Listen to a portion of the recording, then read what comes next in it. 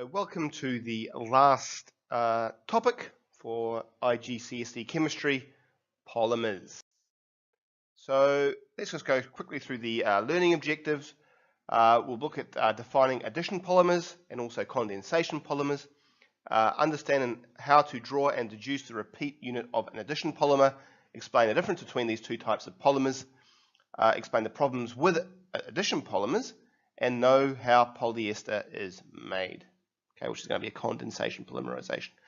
And understand how to write the structural and displayed formulas for a polyester showing the repeat unit given the formula of the monomers, and know that some polyesters are biodegradable. Under the right conditions, molecules containing carbon-carbon double bonds can join together to produce very long chains. Part of a double bond is broken to become a single bond, and the electrons in it are used to join neighboring molecules. Polymerization is the joining up of lots of little molecules, called monomers, to make one big molecule, a polymer. But it's important that we have some definitions of some key terms before we continue on. So two key terms in polymerization chemistry are the concepts of monomers and repeating units. An addition polymer's repeat unit is found by simply removing the double bond and drawing two single bonds out of the brackets to show that many join together. Okay, so we've kind of highlighted it here for polyethene. Okay, as you can see, we have the square brackets and this number, well, this value n, which can be from 2 to infinity, basically. And it's large, but a variable number. It simply means that the structure in the brackets, called the repeat unit, repeats itself many times in the molecule. When repeating a polymer, the bonds on the two sides of the repeat unit should extend outside of the square brackets to show that the carbon atoms are joined to the next ones in the chain, as shown in these examples. To find the monomer, look at the repeat unit and reverse the process. Okay, so basically, here's the repeat unit for polychloroethane. If you reverse the process, you remove this, you remove the square brackets, and you place the double bonds, so you no longer need these single bonds. Okay. In other words, removing the brackets, and the extra bonds are put back. Okay, as the double bond. So now we're going to go through some examples of some addition polymers, looking at their repeat units and their monomers, which you both have to know. So here we have what happens when you polymerize ethene. Okay. Another name for ethene is ethylene, which is more commonly used. So lots of ethene molecules join together to make polyethene, which is more usually called polythene. Molecules simply add onto each other without anything else being formed. This is, of course, addition polymerization. The chain length, okay, so N here, can vary anything between, say, 4,000 to about 40,000. Okay, carbon atoms. So for this purpose, the polymerization reaction is usually displayed using the repeating unit. And polyethene basically comes in two types, okay? LDPE, which is your low density, okay, this stands for low density. And if you have low density, you've got high density polyethylene, okay? And that's basically, they're used for plastic bags if it's low density, and if it's going to be made out of high density, then that's going to be making your pipes, because it's obviously a lot stronger, a lot more flexible. There's more of these length of chains. So another example is to look at polypropene. Okay, so polypropene, again we have n number of propene molecules reacting to form polypropene, and this is the repeating unit, this is the monomer. Okay, so this is the repeating unit, which you have to remember, and the monomer, which you also have to remember, and its strong and resistance to chemicals, for example. So it's used essentially for textiles and containers. The next addition polymer you have to know is polychloroethane, or PVC, because another name for chloroethane is vinyl chloride, so polyvinyl chloride. And it's used in pipes. It's also used in floor coverings, some kind of plastic sheeting as well. And it can also be used for electrical installation because it no longer conducts electricity. And that, of course, is the monomer here, and that is the repeating unit, both of which you have to know. And the final one is polytetrafluoroethane, PTFE, which you're probably all very familiar with because you use it on your non-stick frying pans. It's known as Teflon. And basically, yeah, it's used to basically coat things to protect them from corrosive chemicals, especially.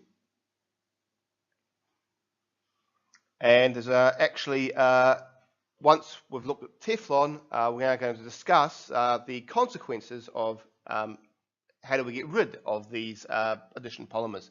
And there's been an interesting documentary on Teflon. I'm just going to show you the trailer now.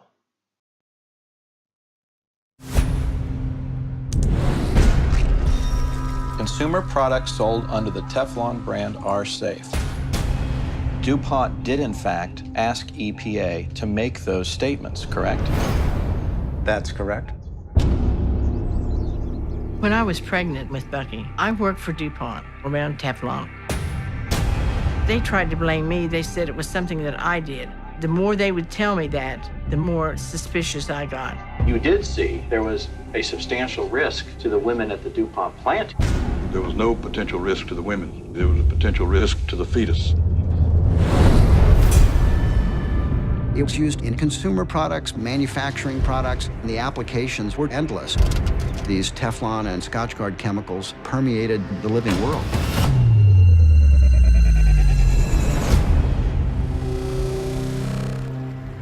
Today, every baby is born with Teflon chemicals in their blood.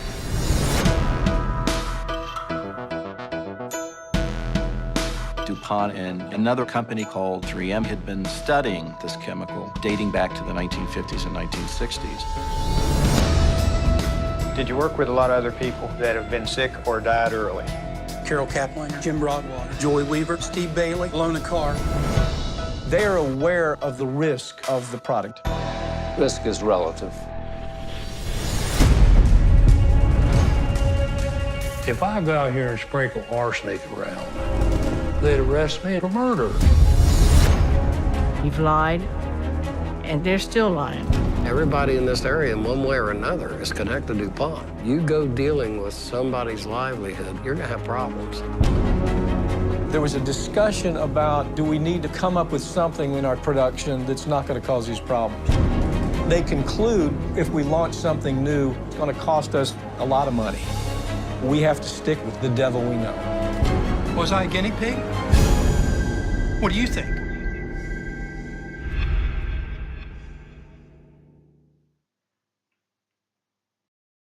So addition polymers especially have some issues around getting rid of them. So disposing of them essentially is broken down into two major problems. First, they are very chemically and biologically inert, and so they are not broken down by the environment, like by bacteria in the environment, or by water, for example. Okay? And one possible solution to that, it's not really much of a solution, but it's to bury them in landfill sites. Basically, they're big holes in the ground where you just dump the plastic and they just stay there for thousands of years. Another way which plastics are dealt with is how Australia and New Zealand deal with them. Basically, they export them. They used to export them to China, but now they export them to Malaysia, where in Malaysia they're incinerated or burnt in order to tackle the problem of disposal. Now, this releases lots of energy, which can be used to generate electricity. However, there are other problems dealing with it, of course, because if you incinerate them, you're also releasing toxic gases, including carbon monoxide and hydrogen chloride. So the advantages of landfill is there's no greenhouse emission and it's cheap, but it's ugly, it's smelly, you're using large areas of land, the waste will be there for thousands of years, and if it gets into the ocean, obviously it's going to destroy and kill aquatic life, like this turtle here, wrapped up in some plastic netting. And the advantage of incineration, which is the approach that at least New Zealand, Australia and England are by exporting it to Malaysia, requires little space. It can produce heat for local homes and offices. However, it's expensive to maintain and build plants, so essentially plants aren't being built, you're just burning it out in the fields. It produces greenhouse gases, it releases toxic gases which can poison the local community, and the ash produced must still be disposed of course, in the landfill site. So there's major issues around the addition polymerization products. In terms of the other form, which we're going to look at now, it's maybe offers some sort of solution to these problems, or at least a reduction, and they're condensation polymers. And in particular, we're going to look at polyesters. So condensation polymerization, okay, is when two monomers, in this particular case a diol and a dicarboxylic acid, react to form a polymer, okay. So in this particular case, it also produces a small molecule of water. This is why it's called a condensation polymer, because it's forming water. Okay, so the dicarboxylic acid reacts with the dialcohol to form a polyester.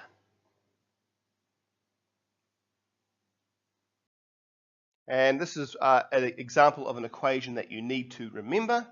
Okay, it's basically one of the molecules is the diol. Okay, this is the diol here. The other is dicarboxylic acid. Okay, the reason it's a diol is because it has the OH at both ends. The reason why this is a dicarboxylic acid is because it has obviously the dicarboxylic acid at the end, ethandioic acid. Okay. In this particular case, ethandioic acid has the structural formula as given, and what happens is they condense under the right conditions to join together with the loss of two water molecules in this case, and a new bond is formed. Of course, this is an ester bond, which we're quite apt to. Now, it's two molecules of water, because obviously it's going to attack at this end, and you're going to get a reaction at this end as well. And this here is the repeating unit here. Notice it's a lot more complicated than the repeating unit for an addition polymer. Okay. In the previous slide, we used a block diagram to illustrate the kind of group in the middle, okay, which is kind of generic here. So how would you approach learning something like this? Think of one of the monomers as being a red rectangle with an OH group at the end. Think of the other one as a blue rectangle or a different shape with a COOH, carboxylic acid group at the end, and draw these groups as displayed formula. Then line them up so they can remove the water molecule between them. Having removed the water, slot the rest of the molecule together as shown, and it looks difficult because it's unfamiliar. Practice and it will become more familiar. So previously I mentioned the problems with addition polymers. Some condensation polymers are trying to alleviate this issue because they create biodegradable polyesters. Okay, so some polyesters are called biopolyesters and are broken down naturally by hydrolysis into their monomer units. Biodegradable polymers can be made from lactic acid. Lactic acid can be obtained from cornstarch, and it forms something called PLA, okay, which is polylactic acid, which can be used to make biodegradable plastic bags, for example, or even the stitches that were in my shoulder, which are sort of degraded over time. Okay, so there's an example there. We've got a plastic bottle made of PLA, and over time it slowly breaks down. It's less than 100,000 years of addition polymer. We're looking at over about a month. Okay, a lot faster the decomposition. Okay, so therefore, because of this, these biopolyesters are biodegradable and can be easily disposed of compared to that of addition polymers. And that's pretty much all you need to know about polymers. Just remember to practice trying to work out the repeating units for both addition and monomers of addition and condensation polymers.